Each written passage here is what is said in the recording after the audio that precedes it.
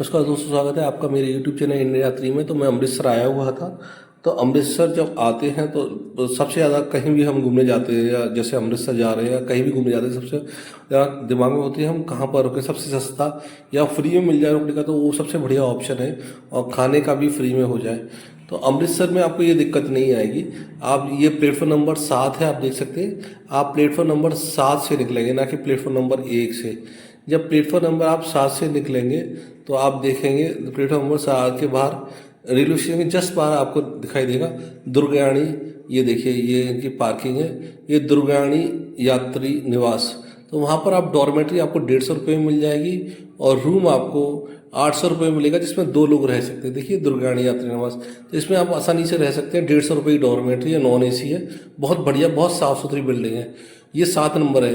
अगर आप फ्री में रहना चाहते हैं तो आप प्लेटफॉर्म नंबर 1 से निकलिए। प्लेटफॉर्म नंबर जब 1 से निकलेंगे आप, ये देखिए, ये इनका ये सारा है। तो जब प्लेटफॉर्म नंबर 1 से निकलेंगे तो ये देखिए, ये इनका वो है गोल्डन टेम्पल का स्टैंड। तो इस गोल्डन टेम्पल के स्टैंड पर आपको ये बस लगी हुई है, फ्री सर्विस है। ये आपको गोल्डन टेम्पल ले जाएगी फ्री ऑफ कॉस्ट। तो उसके लिए आपको प्लेटफॉर्म नंबर 1 से आना पड़ेगा। प्लेटफॉर्म नंबर 1 पर आने के बाद बस आपको गोल्डन टेम्पल ले जाएगी। तो आप गोल्डन टेम्पल में आप दर्शन कर लीजिए। तो ये आपके लिए एक ये फ्री वाला ऑप्शन रहेगा, जिसमें आप गोल्डन टेम्पल में दर्शन कर सकते हैं। और दर्शन करने के बाद आप बाहर सरोवर में बैठ सकते हैं, या दर्शन करने से पहले सरोवर में स्नान भी कर सकते हैं। इन्होंने स्नान के लिए एक अलग से वो बना रखा है, जहाँ पर आप आसानी से स्नान कर सकते हैं। स्नान करने के बाद ये देखिए सरोवर है, पवित्र सरोवर में आप स्नान भी कर सकते हैं। और वो लाल कलर की जो बिल्डिंग दिखाई दे रही है, वो इनका लंगर हाउस है। वहाँ पर आप लंगर भी कर सकते खा सकते हैं, और लंगर टोटली फ्री ऑफ कॉस्ट है। तो वो आप देख लीजिए। तो गुरुद्वारे में प्रवेश करने के लिए 4 प्रवेश द्वार हैं, और जो मेन प्रवेश द्वार है आप देखेंगे उसके डोम पर गोल्डन वो है, गोल्डन डोम है। तो वो मेन प्रवेश द्वार है। ये गुरु अर्जुन देव जी निवास है। ये गेट नंबर 2 पर है, सराय पर। और यहाँ से ही आपको सारी इंक्वायरी करनी पड़ेगी, रहने के लिए, फ्री में रहने का भी, पेड रहने का भी, जो कुछ भी है। और उसके आगे ही गुरु रामदास जी निवास है। वहाँ पर फ्री में रहने का कमरा मिलता है, पर उस कमरे के लिए भी आपको गुरु अर्जुन देव जी निवास पर ही आपको इंक्वायरी करनी पड़ेगी। और इसके आगे गंगा जी निवास भी है। तो आप जो कुछ भी होगा, जो कुछ भी हो, आपको फ्री में सेवा मिलेगी, पर आपको गुरु अर्जुन देव जी निवास पर ही आपको इंक्वायरी करनी पड़ेगी। और वहाँ से ही आपको डॉर्मेट्री के लिए या हॉल के लिए या कमरे के लिए जो कुछ भी आपकी इंक्वायरी करनी हो, आप वहाँ से ही कर सकते हैं। तो आपको फ्री में कमरा मिल जाएगा। और यहाँ पर ही गुरु अर्जुन देव जी निवास के पास ही गेट नंबर 2 कहलाता है, या सराय सराय वाला गेट भी कहलाता है। और यहाँ इसके सामने ही आपका लंगर हाउस है। तो यहाँ पर देखिए, पंजाब एंड सिंध बैंक है। इसके सामने ये पुलिस की गाड़ी खड़ी रहती है, और पुलिस की गाड़ी के बगल में एक वो है रूम, जहाँ पर आपको है नहीं है, आपको फ्री बस सेवा मिलेगी। और इसके लिए सुबह सुबह से ही लाइन लग जाती है, सुबह 4:30-5 बजे से। और सिर्फ एक बस तक के लिए पैसेंजरों की बुकिंग होती है। और ये अमृतसर के 13 गुरुद्वारों को घुमाते हैं। और ये सुबह 8 बजे से चलती है, पर इसकी लाइन सुबह 5 बजे से शुरू हो जाती है, 4:30-5 बजे से। तो आप देख लीजिए, यहाँ पर आप लग करके आप फ्री में तीर्थ यात्रा कर सकते हैं सारे गुरुद्वारों की, जो मुख्य गुरुद्वारे हैं अमृतसर के। तो आप ये भी कर सकते हैं। मैंने एक्चुअल में मैंने पेड ली थी, उसी जगह पर आपको ऑटो ही मिल जाएंगे, जो 250 रुपये और 250 रुपये में वो अमृतसर के गुरुद्वारे, और 350 रुपये में अमृतसर और सुल्तानपुर लोधी के गुरुद्वारे पूरे के दर्शन कराते हैं। तो मैं एक्चुअल में जब मैं लाइन में लगा था, तो वहाँ पर गुरुद्वारा पर वो लाइन में बुकिंग ख़त्म हो गई थी। तो मैंने फिर ऑटो के थ्रू अमृतसर और सुल्तानपुर लोधी के गुरुद्वारे के दर्शन किए। आप भी कर सकते हैं। मैंने उनका नंबर दे रखा है। इनका नाम श्री राम सिंह जी है। बहुत बढ़िया और बहुत ही अच्छे इंसान हैं। और इनकी उम्र 76 साल की है। आप देखिए, 76 साल की उम्र में ये पूरे 8-9 घंटों की ट्रैवलिंग करी। और इन्हें हमें ईमानदारी से 20 से ज़्यादा गुरुद्वारे दिखाए, 22-23 गुरुद्वारे इन्होंने हमें पूरे ट्रिप में विजिट कराए। और मात्र 350 रुपये लिए, पूरी ईमानदारी से। तो मैंने इसलिए उनका कार्ड एंटर कर दिया है, और इसमें उनके दोनों नंबर है। आप जब भी जाएं अमृतसर में, तो ये आपको सराय नंबर 2 के पास इनकी गाड़ी होती है, उस गाड़ी से आपको विजिट करा देंगे और तीर्थ यात्रा करा देंगे। तो आप देख सकते हैं, बहुत बढ़िया इंसान है। मेरी अपनी एडवाइस है, आपको इनको आपको सुनना भी चाहिए। आप इनको देख भी सकते हैं यहाँ पर।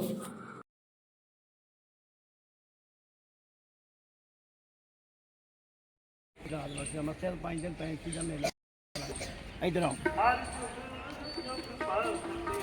वो जितना खंडा लगा ना वो खूह साहब से चूड़ा लैके आना मत्था टेक के चूड़ा लैके तो बचा लैके आना मैं जितना तुरे उन्हें वध गुरुद्वारे वेख लो ये पहला गुरुद्वारा है, गुरुद्वारा चेता साहिब। आप यहाँ पर गुरुद्वारा जी दर्शन कर लीजिए।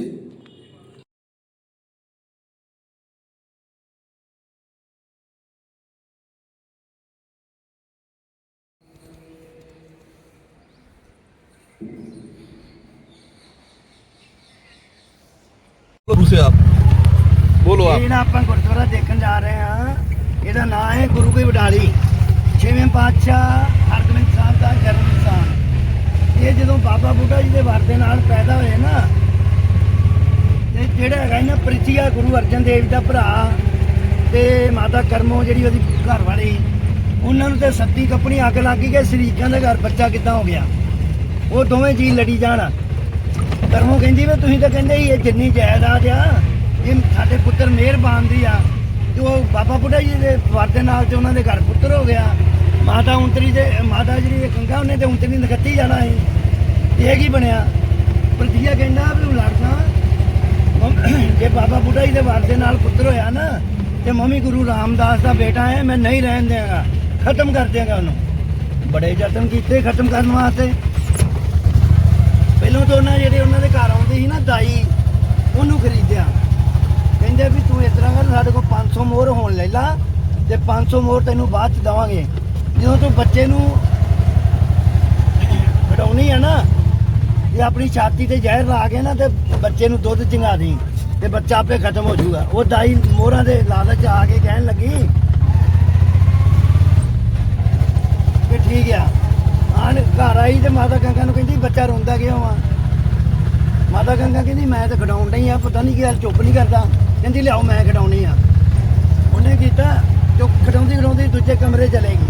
ਕਮਰੇ ਜਾ ਕੇ ਆਪਣੀ ਛਾਤੀ ਬੱਚੇ ਦੇ ਮੂੰਹ 'ਚ ਪਾਈ ਤੇ ਉਹ ਜਿੰਨਾ ਜ਼ਹਿਰ ਸੀ ਉਹ ਸਾਰਾ ਦਾਈ ਦੇ ਅੰਦਰ ਤੜਪ ਕੇ ਮਰ ਗਈ। ਨਾਲੇ ਦੱਸ ਗਈ ਕਿ ਮੈਨੂੰ ਪ੍ਰਿਥੀਏ ਦੇ ਗਰਭੋਂ ਨੇ ਨਾ 500 ਮੋਹਰ ਦਾ ਲਾਲਚ ਦਿੱਤਾ ਸੀਗਾ। ਇਹ ਕੰਮ ਤਾਂ ਹੋਇਆ। ਇਹ ਚਾਲ ਨਾ ਚੱਲੀ। ਫਿਰ ਉਹਨੇ ਇੱਕ ਜੋਗੀ ਨੂੰ ਖਰੀਦਿਆ ਸਪੇਰੇ ਨੂੰ। ਉਹਨੂੰ ਕਿਹਾ ਕਿ 500 ਮੋਹਰ ਤੈਨੂੰ ਹੁਣ ਦੇਵਾਂਗੇ 500 ਬਾਅਦ ਦੇਵਾਂਗੇ ਤੂੰ ਇਸ ਤਰ੍ਹਾਂ ਕਰ ਜਦੋਂ ਬੱਚਾ ਇਕੱਲਾ ਖੇਡਦਾ ਹੋਊਗਾ ਨਾ ਸੱਪ ਛੱਡ ਦੇ ਜ਼ਹਿਰੀਲਾ। ਉਹ ਵੀ ਲਾਲਚ ਆਣ ਕੇ ਉਹਨੇ ਵੀ ਇਹੋ ਹੀ ਕੰਮ ਕੀਤਾ। ਬੱਚਾ ਅੰਦਰ ਖੇਡਣ ਡਿਆ ਸੀ ਉਹਨੇ ਬਾਰੀ 'ਚ ਖੁੱਲੀ ਸੀ ਬਾਰੀ ਥਾਣੀ ਸੱਪ ਨੂੰ ਛੱਡਿਆ ਤੇ ਜਦੋਂ ਬੱਚੇ ਨੇ ਵੇਖਿਆ ਨਾ ਸੱਪ ਨੂੰ ਉਹਨੇ ਸਿਰੀ ਤੋਂ ਫੜ ਕੇ ਰਗੜ ਕੇ ਜ਼ਮੀਨ ਦੇ ਨਾਲ ਤੇ ਸੱਪ ਵੀ ਖਤਮ ਕਰਤਾ। ਇਹ ਵੀ ਚਾਲ ਫੇਲ ਹੋ ਗਈ। ਫਿਰ ਉਹਨਾਂ ਖਰੀਦਿਆ ਬ੍ਰਾਹਮਣ ਨੂੰ ਜਿਹੜਾ ਰਸੋਈਆ ਸੀ ਉਹਨੂੰ ਕਹਿੰਦੇ ਵੀ ਤੈਨੂੰ 500 ਮੋਹਰ ਹੋਣ ਤੇ 500 ਬਾਅਦ ਦੇਵਾਂਗੇ ਤੂੰ ਜਦੋਂ ਰੋਟੀ ਪਾਣੀ ਖਵਾਉਣੇ ਆ ਦਹੀਂ 'ਚ ਜ਼ਹਿਰ ਪਾ ਕੇ ਖਵਾ ਦੇ। ਉਹ ਵੀ ਲਾਲਚ ਆ ਗਿਆ ਉਹਨੇ ਦਹੀਂ ਜ਼ਹਿਰ ਪਾ ਕੇ ਖਵਾਉਣ ਲੱਗਾ। ਬੱਚੇ ਨੇ ਨਾ ਬੜੇ ਜ਼ੋਰ ਨਾਲ ਚੀਕ ਮਾਰੀ। ਗੁਰੂ ਅਰਜਨ ਦੇਵ ਜੀ ਕਹਿੰਦੇ ਕੀ ਗੱਲ ਆ ਅੱਜ ਤੱਕ ਬੱਚੇ ਨੇ ਇੰਨੀ ਚੀਕ ਨਹੀਂ ਜ਼ੋਰ ਨਾਲ ਮਾਰੀ ਕੀ ਗੱਲ ਆ। ਕਹਿੰਦਾ ਜੀ ਮੈਂ ਤਾਂ ਦਹੀਂ ਖਵਾਉਣਾ ਇਹ ਖਾਂਦਾ ਨਹੀਂ। ਗੁਰੂ ਅਰਜਨ ਦੇਵ ਜੀ ਕਹਿੰਦੇ ਨਹੀਂ ਖਾਂਦਾ ਕੁੱਤੇ ਗਾੜੀ ਰੱਖ ਦਿਓ। ਨਹੀਂ ਕੁੱਤੇ ਗਾੜੀ ਰੱਖਿਆ ਤੇ ਕੁੱਤਾ ਖਾਂਦੇ ਹੀ ਖਤਮ ਹੋ ਗਿਆ। ਕਹਿੰਦੇ ਜਿਸ ਕੋ ਰੱਖੇ ਸਾਈਆਂ ਮਾਰ ਸਕੇ ਨਾ ਕੋਈ। ਹੁਣ ਤੁਸੀਂ ਕੀ ਕਰਨਾ ਹੈ ਮੱਥਾ ਟੇਕ ਕੇ ਬਾਬਾ ਬੈਠਾ ਗੇਟ ਲਾਗੇ ਤੁਸੀਂ ਬੈਕ ਸਾਈਡ ਤੇ ਇੱਕ ਜਾਲੀ ਵਾਲਾ ਦਰਵਾਜ਼ਾ ਹੈ ਉਹ ਖੋਲ ਕੇ ਥੱਲੇ ਉਤਰ ਜਾਣਾ। ਉਹ ਉਤਰ ਕੇ ਗੁਰੂ ਦਾ ਉਹ ਜਨਮ ਸਥਾਨ ਹੈ ਉਹਦੇ ਦਰਸ਼ਨ ਕਰਕੇ ਬਾਹਰ ਨਿਕਲ ਕੇ ਜਿਹੜਾ ਮੈਂ ਤੁਹਾਨੂੰ ਇਤਿਹਾਸ ਦੱਸਿਆ ਉਹਦੀਆਂ ਫੋਟੋਆਂ ਲੱਗੀਆਂ ਦੁੱਧ ਚਮੋਦੀ ਦਾਈ ਦੀ ਵੀ ਕੁੱਤੇ ਦੀ ਜਿਹੜਾ ਕੁੱਤਾ ਮਰਿਆ ਜਿਹੜਾ ਸੱਪ ਮਰਿਆ ਉਹ ਸਾਰਾ ਕੁਝ ਉਹਨਾਂ ਦਿਖਾਉਣਾ ਉੱਥੇ ਉਹ ਦੇਖ ਕੇ ਤੇ ਫੇਰ ਆਏ कि जरा संगत ये तीर्थ यात्रा का दूसरा गुरुद्वारा गुरु की वडाली है जो सिखों के 6वें गुरु हरगोबिंद सिंह साहिब जी के जन्म स्थान के रूप में जाना जाता है।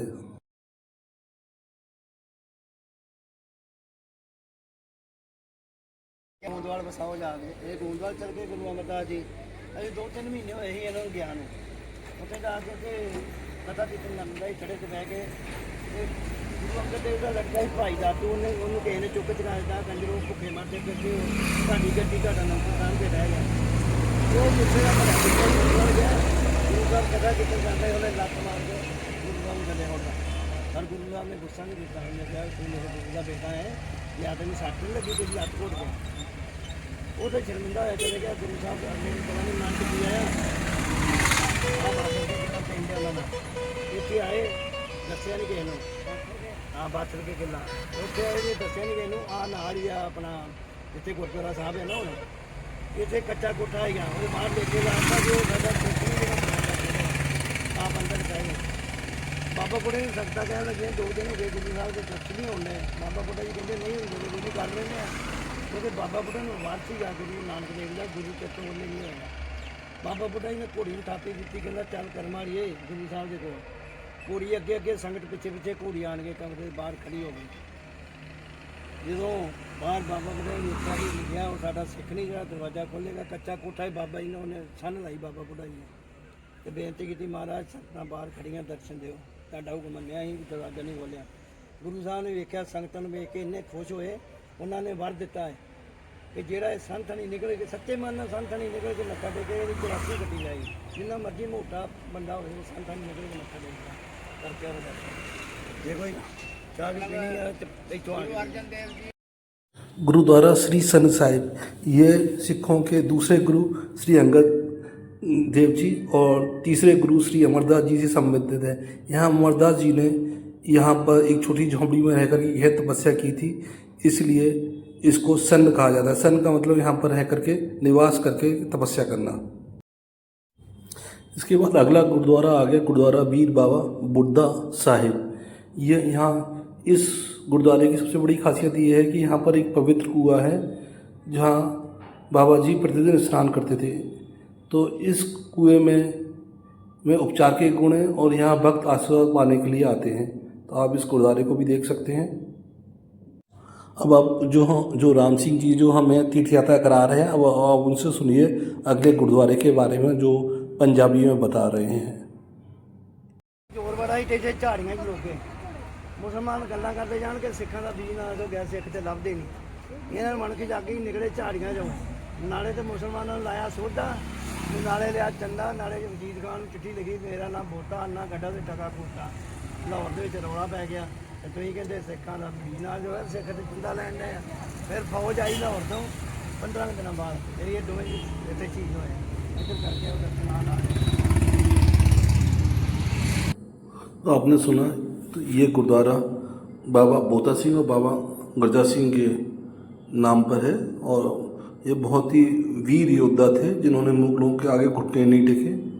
तो आप इस गुरुद्वारे में भी ज़रूर जाएं और ये भी तीर्थ यात्रा का एक महत्वपूर्ण हिस्सा है। आप देख सकते हैं ये युद्ध लड़ते हुए दिखाया गया आगे, वे गुरुद्वारे की एंट्रेंस पर ही है, आप इसको देख सकते हैं। अब इसके बाद अगले गुरुद्वारे पर चलते हैं जिसका नाम है तरन तारण गुरुद्वारा। तो तरन तारण गुरुद्वारा ये तरन तारण जिले में स्थित है और ये बहुत ही पवित्र और ऐतिहासिक गुरुद्वारा है। इसकी स्थापना सिखों के 5वें गुरु अर्जुन देव जी ने की थी और इसको 1596 ईस्वी में स्थापना की थी और तभी यहाँ पर गुरुद्वारे की स्थापना भी की गई थी। और इसमें एक बहुत ही पवित्र सरोवर है जिसकी मान्यता ये है कि इसमें स्नान करने से इसके मानसिक और शारीरिक कष्ट दूर होते हैं। तो आपको यहाँ पर भी ज़रूर दर्शन करना चाहिए। इसके बाद आप अगले गुरुद्वारे पर चलते हैं।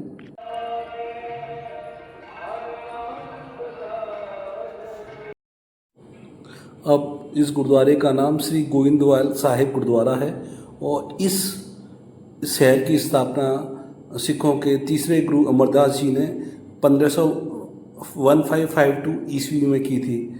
तो आप इसको देख सकते हैं और इसमें ही सबसे पहले बावली का निर्माण किया गया।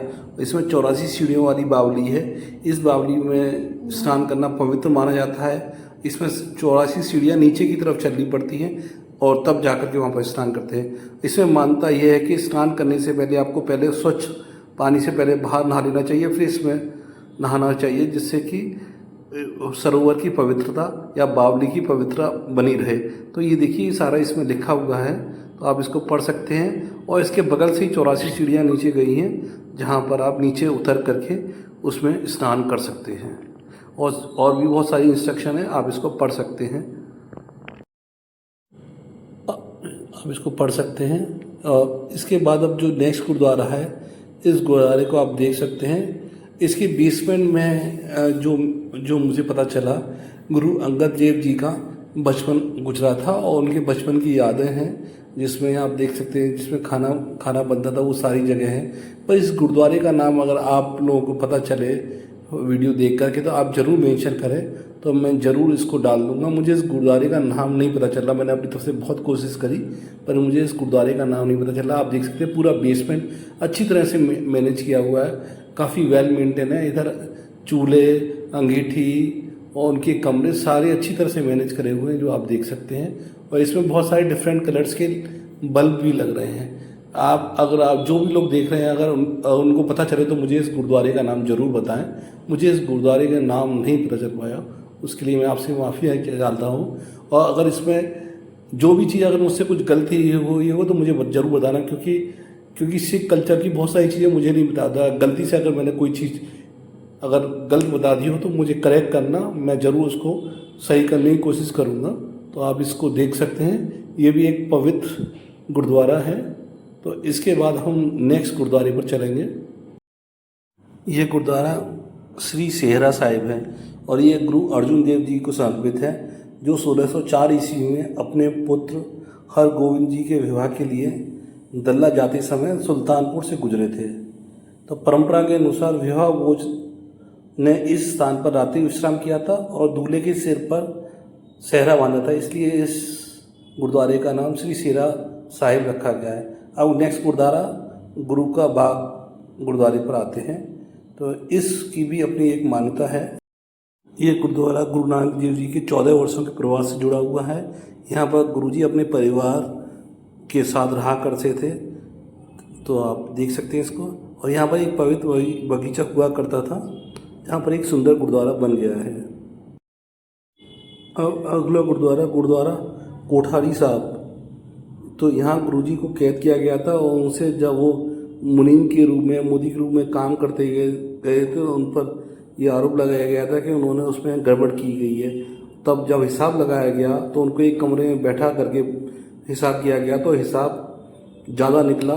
तो उन्होंने, जो खान साहब थे, उन्होंने उनको पैसा इनाम के तौर पर देना चाहा, पर नानक जी ने ये कहा कि इस पैसे को आप गरीबों में बांट दीजिए। अब अगला आता है बेबी नानकी हाउस।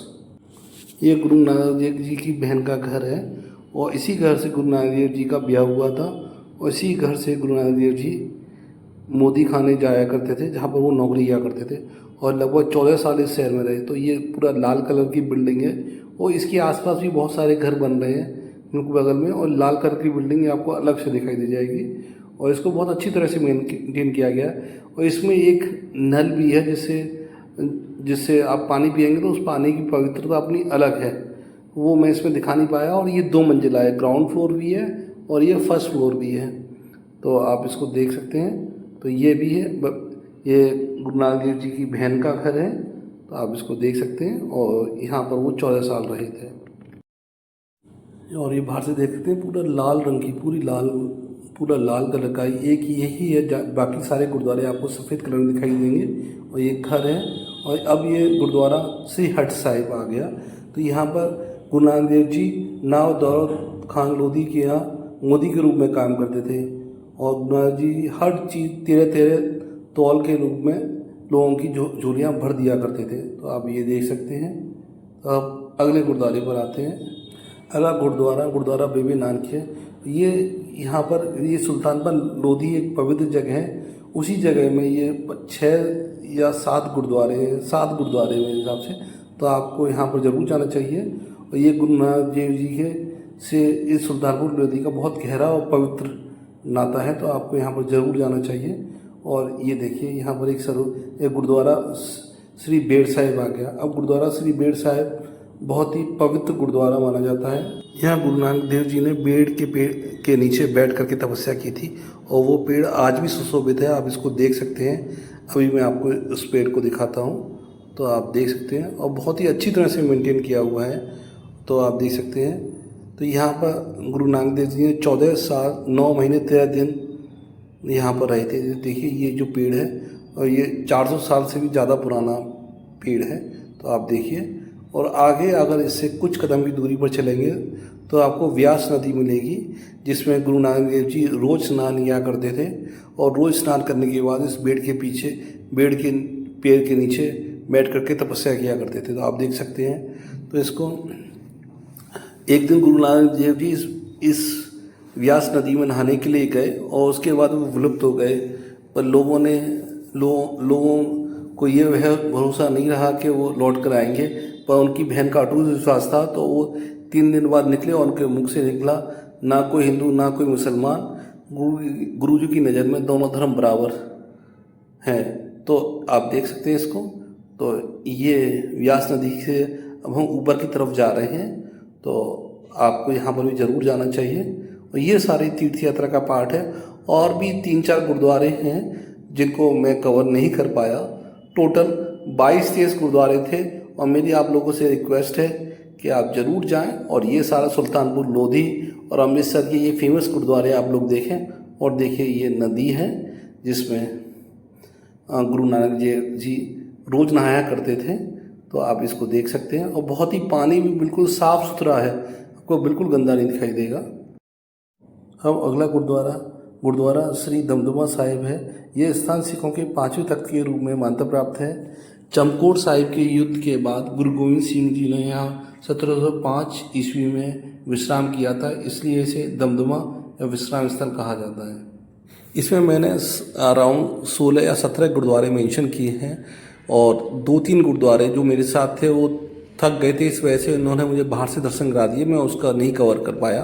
पर इन्होंने टोटल मुझे 20 से ज़्यादा 22 या 23 गुरुद्वारे दिखाए थे। तो मेरी आप लोगों से रिक्वेस्ट है, आप जब भी जाएं तो आप ये राम सिंह जी हैं, 76 साल की उम्र है। इतनी उम्र के बावजूद भी 8-9 घंटों की ट्रैवलिंग और इतना भक्तों के साथ मिल करके बड़ी श्रद्धा भाव से सबको दिखाना, ये बहुत ही हिम्मत की बात है।